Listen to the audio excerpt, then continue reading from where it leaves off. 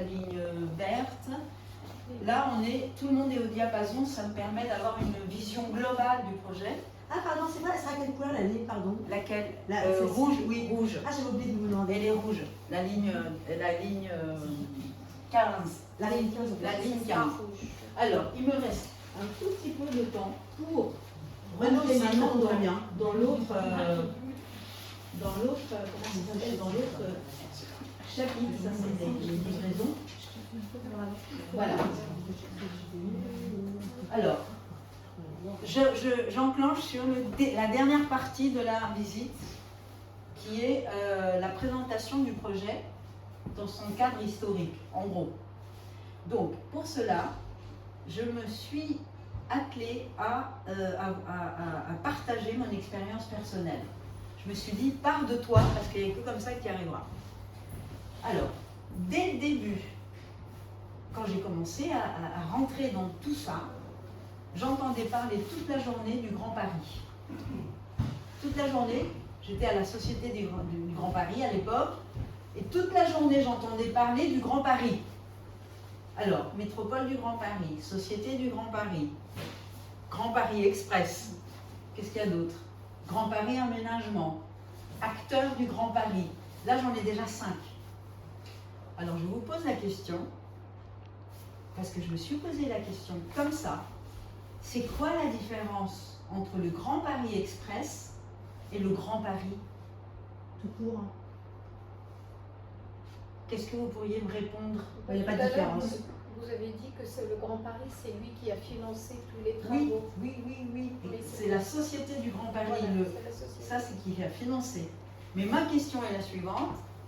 Quelle serait pour vous la différence entre le Grand Paris, point, et le Grand Paris Express? Moi, je dirais que Allez-y. Le Grand Paris, c'est des lignes de métro qui passent par Paris. Par Paris? Ouais. En gros, c'est l'express, c'est vraiment les lignes qui sortent, Les qui entourent Paris, mais Oui. qui rentrent pas dans Paris. Je sais pas si je suis claire. Pas trop, mais je vois votre idée.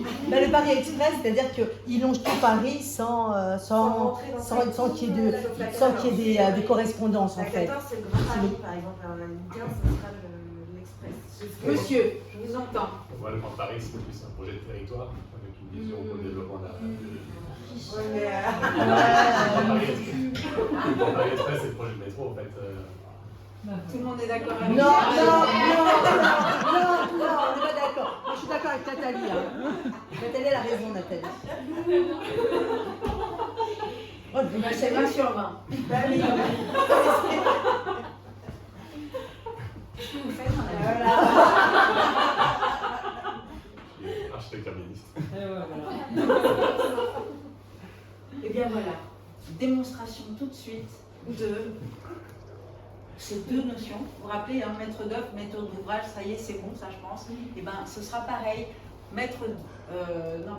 Grand Paris et Grand Paris Express, ce n'est pas la même chose. C'est important de le savoir. C'est fondamental. Je te ferai l'explication. Regardez le titre. Ça, c'est une revue, une petite brochure que vous pouvez télécharger, qui est destinée au lycée. Donc, c'est là-dedans que j'ai trouvé la réponse. On y va, c'est parti. Le titre dit « La capitale s'agrandit ». Mais de quelle capitale parle-t-on quand je vous montre ça? Je ne vous parle pas de ça encore. Je parle que de ça, là. du futur Paris. Ça. Alors, j'ai été regarder, c'est 8 km sur 4,3 km. La citadelle de Paris. D'accord? Donc au 19e siècle, cette citadelle est prenable de tous les côtés. Elle est minuscule, 8 km, c'est rien. Donc Napoléon III décide d'agrandir Paris et va se tourner vers les travaux de Adolphe Thiers, Thiers, qui est le préfet qui a fait fonder, on les appelle les fondations, les fortifications de Thiers, qui sont en fait un sillon militaire voué à protéger ça. C'est ça qu'il faut retenir. Donc Napoléon III, quand il décide d'agrandir Paris se penche dans le sujet agrandissement de la ville, va demander à Haussmann, qui va être l'ingénieur qui va faire tout ça, Haussmann, il va lui dire, vous allez agrandir Paris. Haussmann lui va lui dire, alors comment on fait pour agrandir Paris? Eh bien, on va aller chercher les fortifications de tiers qui sont une espèce de frontière naturelle, en fait, d'un nouveau territoire. C'est ça qu'il faut retenir. Et dans les courriers de Haussmann à Napoléon III, il y a des lettres où Haussmann demande à l'empereur, il lui dit, Sire, si vous voulez que je fasse des gares, il me faut de la place. Parce que la commande de Napoléon III, c'est de faire des gares en premier. Et non pas les avenues, bien sûr, mais en premier, c'est le projet des gares en premier. Alors, les 5 gares haussmanniennes, je vous écoute. Vous les connaissez? Orsay, Non.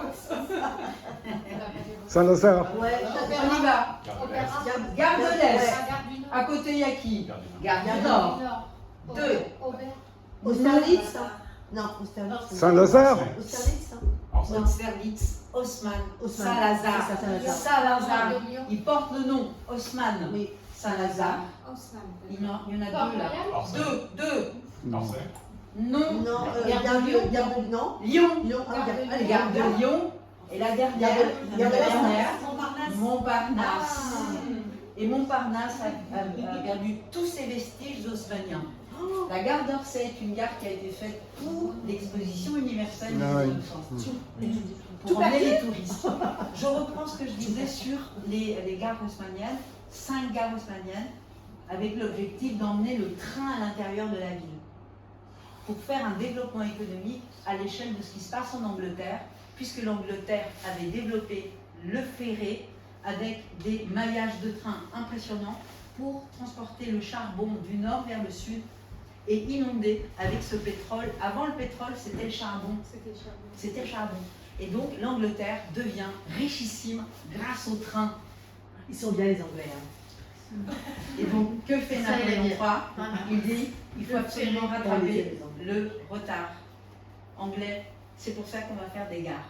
Donc, vous voyez bien qu'il ne va pas faire des gares ici, Haussmann. Il lui faut du territoire. Voilà, c'est ça qu'il faut retenir. Donc, je retourne la carte, et là, vous avez reconnu tous Paris, avec les fameux traits de crayon sur une carte. Parce que je l'ai vue cette carte, elle est à la BNF.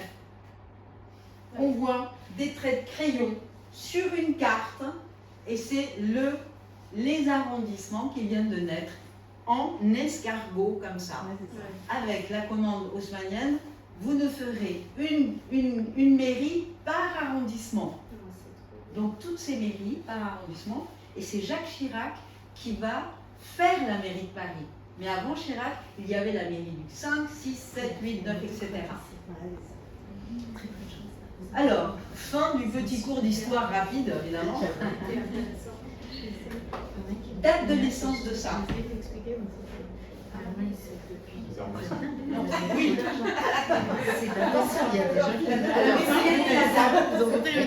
Quelle est la date de naissance? C'est important ce que je suis en train de raconter. Parce qu'on va parler En 1900.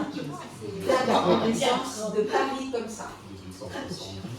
70, C'est ça que vous avez dit aussi. Alors, la date de naissance de Paris comme ça, parce que du jour au lendemain, c'est une loi qui a validé ce nouveau territoire.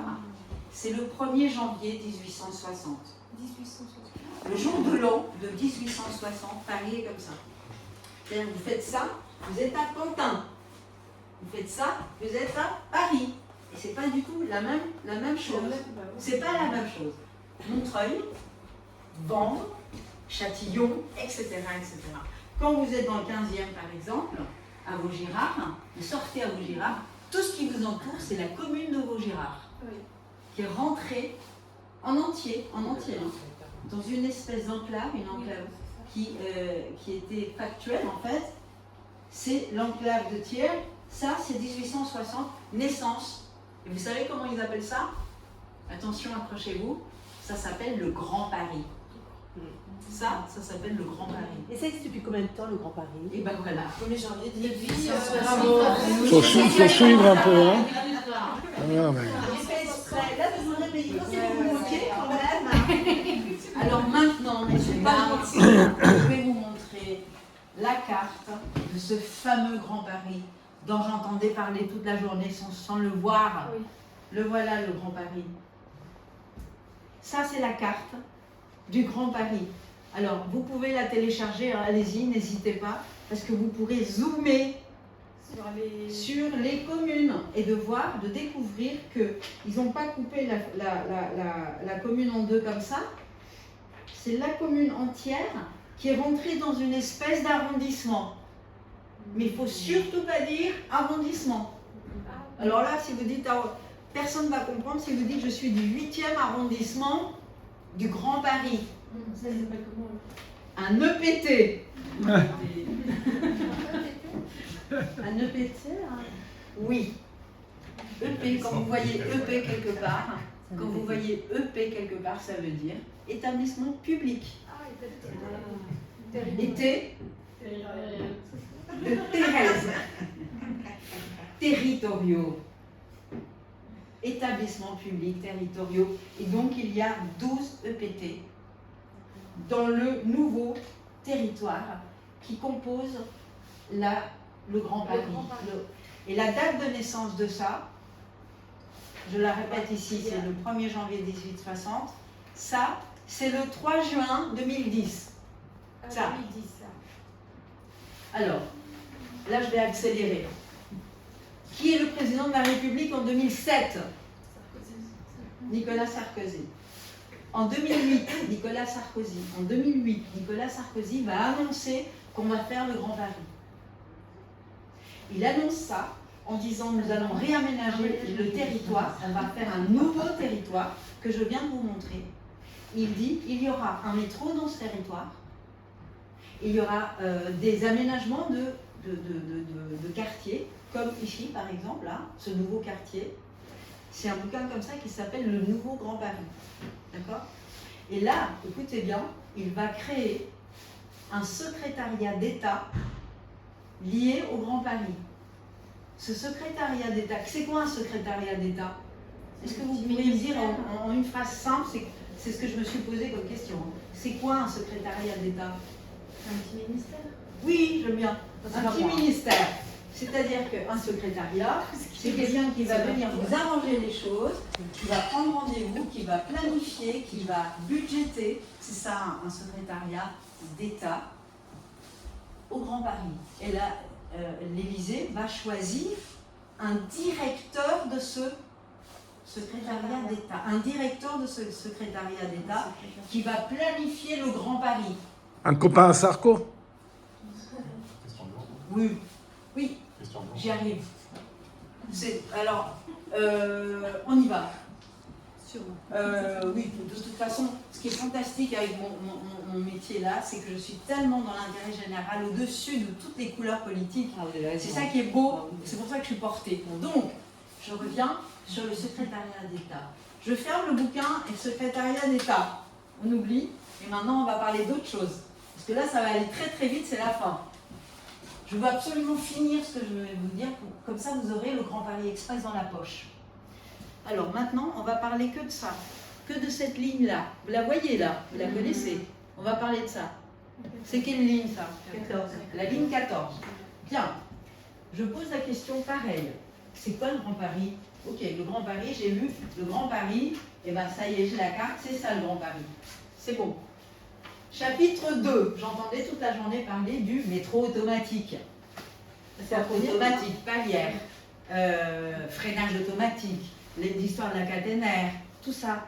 Et tout d'un coup, je me dis, mais le Grand Paris, enfin, c'est quoi le métro automatique? D'où vient le métro automatique? Dans le métro, j'étais comme ça, mais c'est quoi? Dans le métro automatique en plus. Alors, je vous pose la question. Est-ce que vous savez d'où vient le métro automatique? C'est de la culture générale. La ligne 14 est reconnue comme la première ligne automatique. Bah oui, oui. Alors, je vais tourner un peu la phrase d'une autre manière. Qui a inventé Ah, voilà. un métro automatique?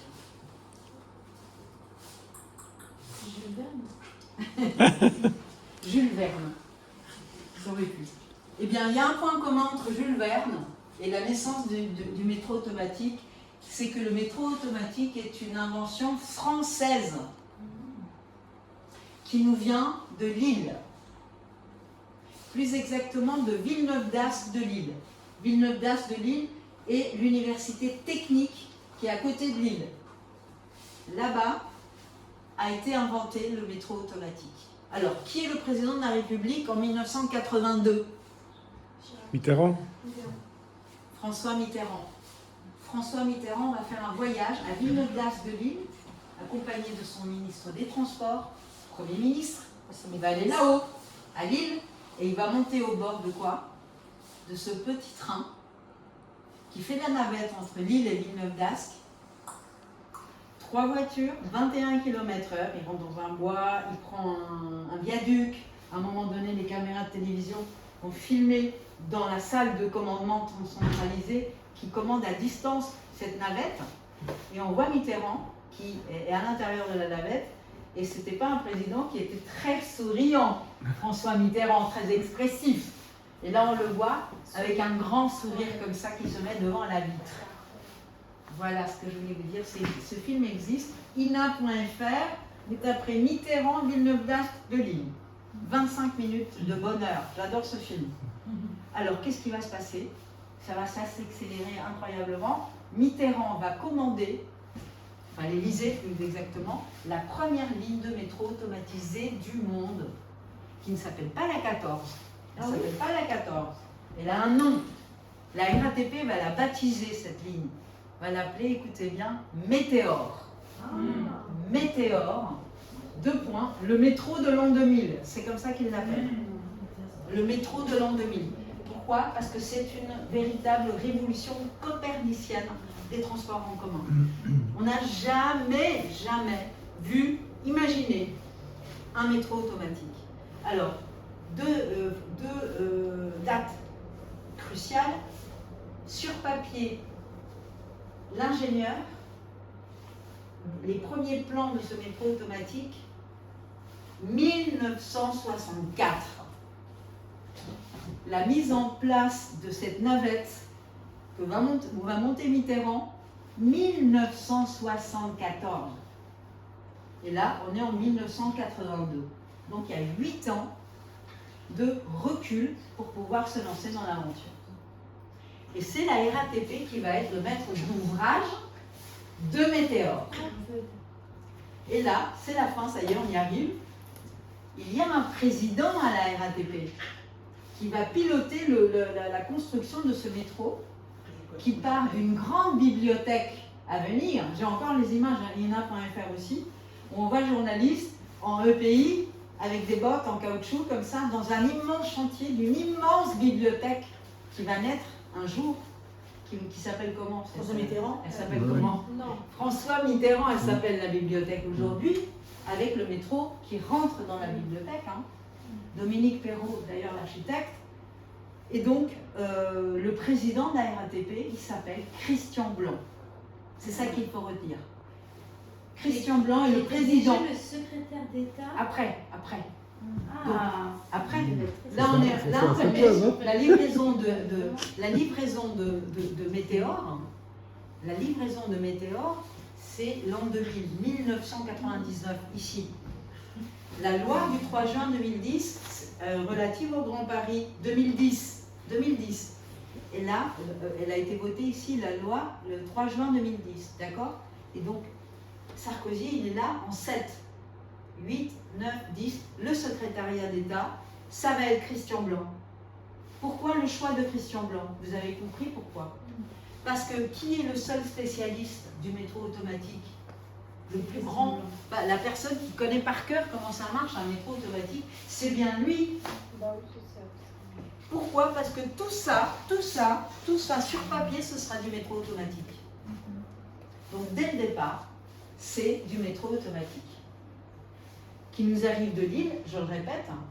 Et vous savez quel est le nom scientifique de ce métro automatique?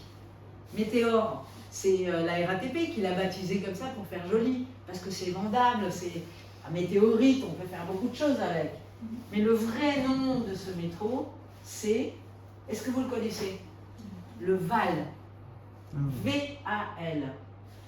Orlyval, ça vous dit quelque chose, Orlyval? Orly, ok. Le VAL, c'est 3 lettres. 3 lettres qui veut dire voiture automatique légère, légère, parce que je peux prendre, faire ce que je veux avec, entre guillemets, Très bien cher, sûr. mais très légère. V-A-L. Mais ça veut dire surtout, Villeneuve d'Ascq de Lille. Mais sur la météo, on est vraiment sur la bonne ligne. Parce que c'est du métro lourd, justement, la 14. C'est la différence avec le VAL. La technologie est VAL. Ok. Et cette technologie, c'est ça qui est incroyable, j'ai appris ça, c'est que la technologie du VAL, c'est ce qui se passe ici à Paris-Saclay. J'entends par là que, il y a 15 jours, j'ai eu une délégation chinoise. Les Chinois, ils font des choses incroyables. Mais ils ne sont pas encore dans le VAL. C'est incroyable. Ils ne sont pas encore dans le VAL. Et donc, si jamais la Chine va faire du VAL, elle devra passer par le droit d'auteur de ce métro automatique, qui est protégé par une licence qui nous vient de Villeneuve d'Ascq de Lille. C'est ça qui est beau. On peut les applaudir. Moi, je suis admirative. Et donc là, ça va nous permettre de créer un métro qui va être extrêmement rapide avec des centres de maintenance qui sont extrêmement importants parce que le métro va être piloté à distance. Je vais vous montrer les 6 endroits où il va être piloté à distance. Donc, 1, vous voyez la 18, 1, 2, 3, 4, 5 et 6, ici, Aulnay. Donc, maintenant, est-ce que vous connaissez bien les lignes? Plus ou moins. Donc, nous, on est sur la ligne 15 Sud, qui va de Pontsert à Noisy-Champs. La ligne 15, elle est là, et elle fait 75 km de tunnel. Et elle est pilotée, la ligne 15 est pilotée d'ici, de Champigny, par le poste de commandement centralisé de Champigny. La ligne 18, elle va être pilotée d'ici, et la ligne 16 et 17 va être pilotée de Aulnay. C'est-à-dire que c'est 1, 2, 3, 4 lignes complètement séparées l'une de l'autre, dans des circuits totalement autonomes l'une de l'autre. Pourquoi est-ce que je vous dis ça? Parce que chacune aura son flux, sa brigade de rames qui va être lancée en temps réel, au fur et à mesure des besoins réels sur le terrain. J'entends par là que, par exemple, si la 17, il y a une grande exposition, on a besoin de rames, Aulnay va en mettre immédiatement parce qu'elle sait qu'il y a des besoins. Alors, description des rames. La ligne 15, ce sont des trains de 6 voitures. Capacité d'absorption, 1000 passagers par rame. C'est énorme. Comparaison avec le RER A. RER A, 10 voitures, 2 étages, 2000 passagers par rame. 2000, ça c'est le A. Je reviens à VAL, voiture automatique légère, 1000 passagers par rame. La ligne 16, c'est 3 voitures, 500 passagers par rame. Ligne 17, 3 voitures, 500 passagers par rame. Comparaison tout de suite, les bus BOA. Les BOA, vous savez qu'avec l'accordéon ici, plein craqué, 110 personnes. Donc 33 assises. Les bus. 500 passagers par rame. Une rame toutes les 3 minutes. 500 assis? Non. Moins de place assise. 3 assis, le reste par terre. C'est une bonne chose. Alors, la ligne 18 ici, 3 voitures, 350 passagers par rame. On va en faire des rencontres, hein? Comment? On va en faire des rencontres. Et là, regardez, Vous voyez le pointillé ici? Oui. Ce pointillé-là, c'est la ligne 18 Nord qui n'a pas encore trouvé de financement. En revanche, le foncier a été acheté.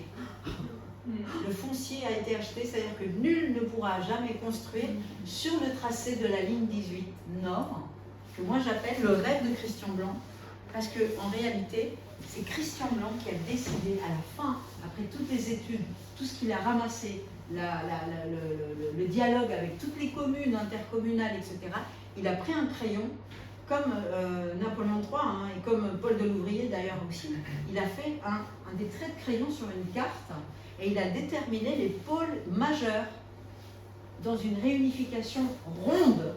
Pourquoi? Et ce sera le mot de la fin. On va terminer avec ça. Je vais vous communiquer des chiffres qui sont vraiment impressionnants que j'ai cueillis à la RATP en allant là-bas une après-midi.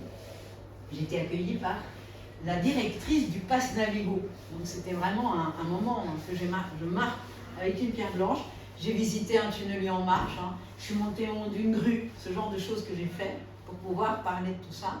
Et donc cette madame, j'ai oublié son nom, mais je vois très bien à quoi elle ressemblait. J'étais un peu nerveuse parce que j'étais très impressionnée par le centre d'études du Pass Navigo. Moi j'ai ma carte orange depuis que j'ai 10 ans. Hein. Oui. Hein, c'est le symbole de la liberté totale pour moi, la carte orange. C'était pas ma carte orange. C'est le Pass Navigo avant. Non, avant le carte orange. Il y avait des cartes d'abonnement. Je ne sais pas. J'avais ça. Moi j'ai connu la Moi, carte j'ai connu orange. la carte Bah orange. voilà, J'ai avec connu les mois qui passaient, mars, avril, mai, j'adorais. Bref, écoutez bien, est-ce que vous savez ce que ça veut dire pendulaire? Non, pour le chocolat au travail. C'est ça. En Belgique, ils les appellent les pendulaires. En Suisse, les pendulaires. Au Québec, les pendulaires. Nous, on appelle ça métro, boulot, dodo. Nous. Exact. Les pendulaires. Domicile, travail. Pendule. Ah oui. Alors, écoutez bien les chiffres parce que c'est impressionnant. C'est parti. Quelqu'un qui vit à Paris et qui travaille à Paris, il va faire ça, ça, ça, sans jamais quitter Paris. On le sait avec son Pass Navigo. Ça, en une journée de transport, c'est-à-dire tous les transports confondus, ensemble, bus, métro, tramway, RER, tout, une journée de transport égale 2%. Oui, vous avez bien entendu. 2% sont des personnes qui vivent et qui travaillent à Paris, qui utilisent les transports en commun.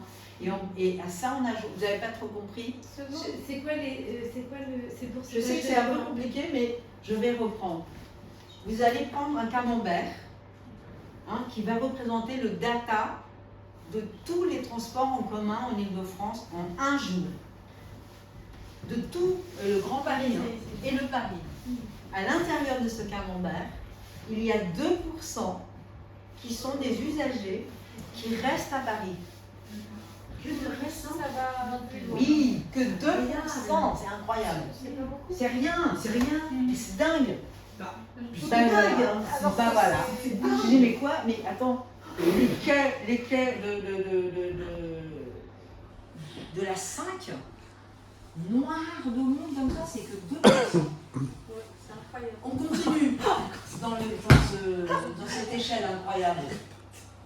Quelqu'un qui vit à Paris et qui travaille dans le Grand Paris, ou l'inverse bien sûr, qui vit dans le Grand Paris et qui travaille à Saint-Lazare par exemple, ça égale 17%. Seulement. 17%. Ça veut dire que les 83% qui restent sont des personnes qui vivent dans le Grand Paris et qui travaillent dans le Grand Paris. Vous avez tous compris. Ben, le RER, hein. Oui. Ou alors Voilà, la bagnole, le RER, hein, manière. Hein. Des heures de chaleur. Il y a plein, C'est ça, ouais. le Grand Paris.